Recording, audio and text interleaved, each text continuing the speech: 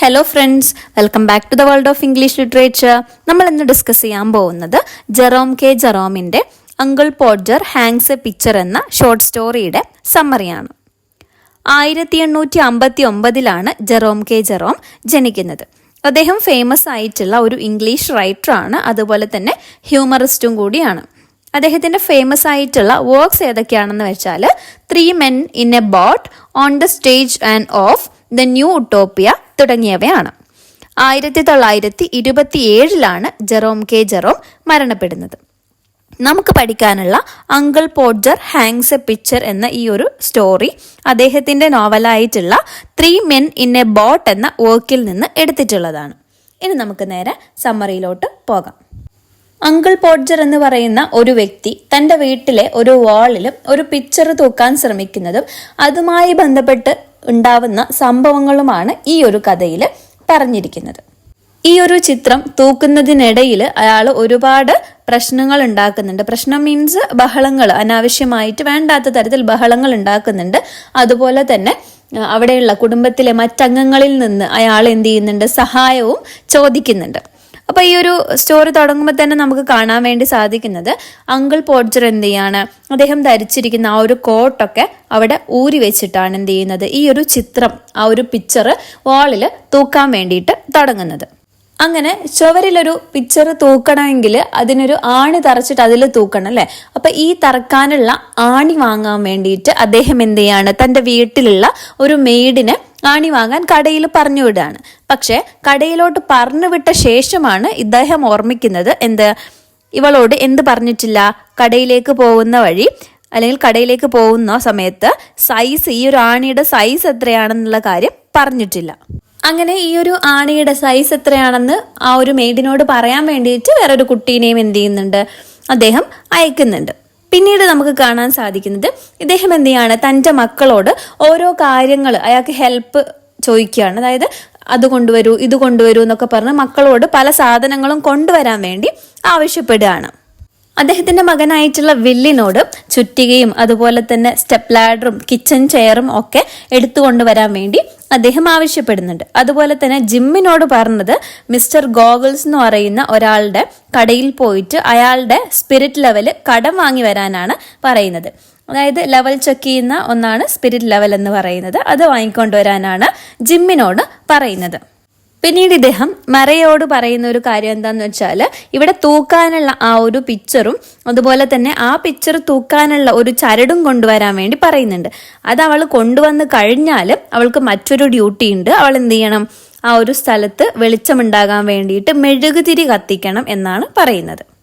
പിന്നീട് അദ്ദേഹം തൻ്റെ മകനായിട്ടുള്ള ടോമിനോട് എന്ത് പറയാണ്, ആ ഒരു പിക്ചർ എടുത്തിട്ട് അദ്ദേഹത്തിന് കൊടുക്കാൻ വേണ്ടി പറയാണ്. അതായത് അവൻ്റെ കയ്യിലുള്ള അല്ലെങ്കിൽ താഴെ എവിടെയോ വെച്ചിട്ടുള്ള ആ ഒരു പിക്ചർ എന്ത് ചെയ്യാൻ എടുത്തിട്ട് എന്ത് ചെയ്യണം, അങ്കിൾ പോഡ്ജറിന് കൊടുക്കണം. പക്ഷേ ടോം ഈ ഒരു പിക്ചർ അങ്കിൾ പോഡ്ജറിന് കൊടുക്കാൻ ശ്രമിക്കുന്നതിനിടയിൽ എന്ത് ചെയ്യാണ്, അത് താഴെ വീണ് പൊട്ടുകയാണ് അല്ലെങ്കിൽ താഴേക്ക് വീഴുകയാണ് ചെയ്യുന്നത്. അപ്പോൾ ഇത് കണ്ട അങ്കിൾ പോഡ്ജർ എന്ത് ചെയ്യും, ഇത് ക്യാച്ച് ചെയ്യാൻ വേണ്ടി ശ്രമിക്കും. പക്ഷേ അതിനുള്ളിലുള്ള അതിൻ്റെ ആ ഒരു ഗ്ലാസ് ഊരിപ്പോരുകയും അതുകൊണ്ട് ഇദ്ദേഹത്തിൻ്റെ കൈ മുറിയുകയും ചെയ്യാണ്. കൈ മുറിഞ്ഞത് കൊണ്ട് തന്നെ അങ്കിൾ പോഡ്ജർ എന്ത് ചെയ്യുന്നുണ്ട്, നല്ല രീതിയിൽ സ്ക്രീം ചെയ്യുന്നുണ്ട്. എന്നിട്ട് അവിടെയുള്ള അദ്ദേഹത്തിന്റെ മക്കളോട് എന്ത് ചെയ്യാണ്, ഹാൻഡ് കർച്ചീഫ് കൊണ്ടുവരാൻ വേണ്ടിയിട്ട് പറയുന്നുണ്ട്. അങ്ങനെ എല്ലാവരും എന്ത് ചെയ്യാണ്, ഹറിബറി ആയിട്ട് ഈ ഒരു ഹാൻഡ് കർച്ചീഫ് സെർച്ച് ചെയ്യാണ്. പക്ഷെ എവിടെയും കാണുന്നില്ല. ഇയാളുടെ കോട്ടിന്റെ കീശയിലായിരുന്നു ആ ഒരു ഹാൻഡ് കർച്ചീഫ് ഉണ്ടായിരുന്നത്. ഇയാൾ ഇരുന്നിരിക്കുന്നത് ആ ഒരു കോട്ടിന്റെ മുകളിലായിട്ടായിരുന്നു. അങ്ങനെ ഈ ഒരു ഇൻസിഡന്റ് ഒക്കെ കഴിഞ്ഞ് അദ്ദേഹം എന്ത് ചെയ്യാണ്, ഒരു പുതിയ ഗ്ലാസ് ഒക്കെ സംഘടിപ്പിച്ച് പിന്നെയും ഈ ഒരു ചിത്രം ചുവരിൽ തൂക്കാനുള്ള പരിപാടിയാണ്. പക്ഷെ ഈ സമയം താഴെ വീണ് പൊട്ടിയൊന്നുമില്ല. അദ്ദേഹം നേരത്തെ തന്നെ ആ ഒരു വാളിൽ ഈ ചിത്രം തൂക്കാൻ ഒരു മാർക്ക് ചെയ്തിരുന്നു. ആ ഒരു മാർക്ക്, അതായത് ആണി അടിക്കാനുള്ള മാർക്കായിരുന്നു. അതിപ്പോൾ കാണുന്നില്ല. ഈ സമയം നോക്കിയപ്പോൾ കാണുന്നില്ല. അങ്ങനെ ഇദ്ദേഹം എന്ത് ചെയ്യാണ്, നമ്മളിപ്പോൾ എന്തെങ്കിലും ചെയ്താൽ ആ മാർക്ക് കാണുന്നില്ലെങ്കിൽ വീണ്ടും മറ്റൊരു സ്ഥലത്ത് അടിക്കും അല്ലെ, അല്ലെങ്കിൽ മറ്റൊരു സ്ഥലത്ത് മാർക്ക് ചെയ്യും. അതുപോലെ ഇദ്ദേഹം എന്ത് ചെയ്യാണ്, ഒന്നുകൂടെ അളന്ന് ശരിയാക്കി മാർക്കിടാൻ ശ്രമിക്കുന്നതിനിടയിൽ എന്ത് ചെയ്യാണ്, അവിടെയുള്ള പിയാനോയുടെ മുകളിലേക്ക് അദ്ദേഹം എന്ത് ചെയ്യാണ്, വീഴാണ്. അതായത് അദ്ദേഹം മാർക്ക് ചെയ്യാൻ ശ്രമിക്കുന്നതിൻ്റെ ഇടയിൽ പിയാനോന്റെ ഇടയിലേക്ക് അല്ലെങ്കിൽ പിയാനോന്റെ മുകളിലേക്ക് വീണു.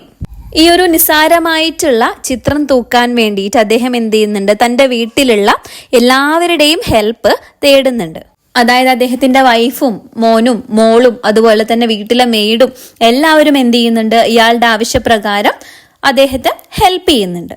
ഇവരോട് ആവശ്യപ്പെട്ട ആ ഒരു ഹെൽപ്പ് ഇവരെ കൊണ്ടാവുന്നത് പോലെ ചെയ്തു കൊടുക്കുന്നുണ്ട്. പക്ഷേ ഇവരൊക്കെ ഹെൽപ്പ് ചെയ്യാൻ ശ്രമിക്കുന്ന സമയത്ത് എല്ലാം കോംപ്ലിക്കേറ്റഡ് ആയിട്ട് മാറിപ്പോവാണ് ചെയ്യുന്നത്.